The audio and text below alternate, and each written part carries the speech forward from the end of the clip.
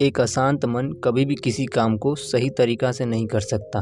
अगर आप किसी काम को सही तरीका से करना चाहते हैं और अपने जीवन में सफल होना चाहते हैं, सर्वप्रथम आपको अपने मन को शांत करना होगा, क्योंकि एक अशांत मन हजारों समस्याओं का घर होता है और समस्याएं हमें चिंता देती हैं। आप तो जानते ही हैं, चिंता चीता के समान होती है।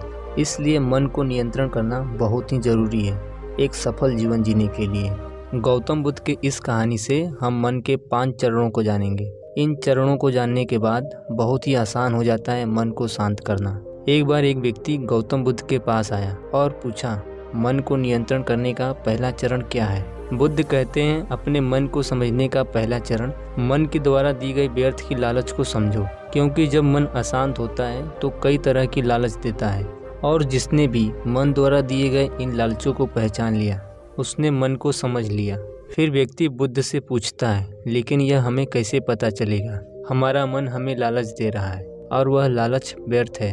इसका जवाब देते हुए बुद्ध कहते हैं, अनुभव से। जो मनुष्य मन की लालच से किसी काम को अतिपूर्वक करता है उसे उसमें हानि ही होती है, और उसे हानि होने के बाद अनुभव होता है। जैसे जिसने वास्तव में यह देख लिया कि नशा करना केवल दुख है, वह नशा मुक्त होना शुरू कर देगा। जिसने जान लिया ईर्ष्या से खुद का नाश होता है, वह ईर्ष्या से मुक्त हो जाएगा। बुद्ध कहते हैं, मन को समझने का यह पहला चरण है। बुद्ध बताते हैं उस व्यक्ति को मन को जानने का दूसरा चरण। व्यक्ति बुद्ध से पूछता है, यदि व्यक्ति पहले चरण से यह जान जाता है कि वह मन के द्वारा दिए गए लालचों के कारण दुखी है, तो फिर दूसरा चरण क्या है? बुद्ध कहते हैं, खोज पर निकलना। दूसरे चरण के लिए ऐसे व्यक्ति की खोज करना जो पहले से ही मन को जान गया हो और इससे मुक्त हो चुका हो, क्योंकि वही तुम्हारा मार्गदर्शक बन पाएगा। और इसके बाद बुद्ध बताते हैं मन को जानने का तीसरा चरण। उस व्यक्ति ने गौतम बुद्ध से पूछा, लेकिन ऐसे व्यक्ति की पहचान कैसे होगी? बुद्ध कहते हैं, यह तीसरा चरण है। सुनना ही अपने मन को समझने का तीसरा चरण है।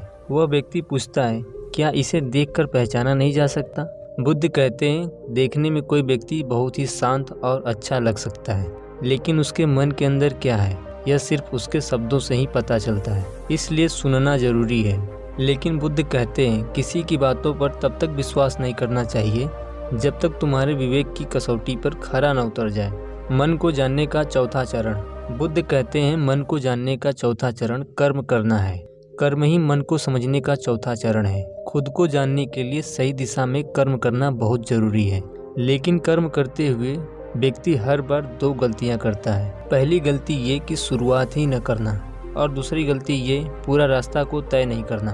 बुद्ध कहते हैं, इन 2 गलतियों के पीछे हमारे मन की ही चाल होती है। व्यक्ति अपने कर्म को इसलिए पूरा नहीं कर पाता क्योंकि वह सोचता है कि मैं कल से शुरुआत करूंगा, और कोई यह सोचता है कि मैं असफल हो जाऊंगा। इन गलतियों का मुख्य कारण है जागरूकता की कमी।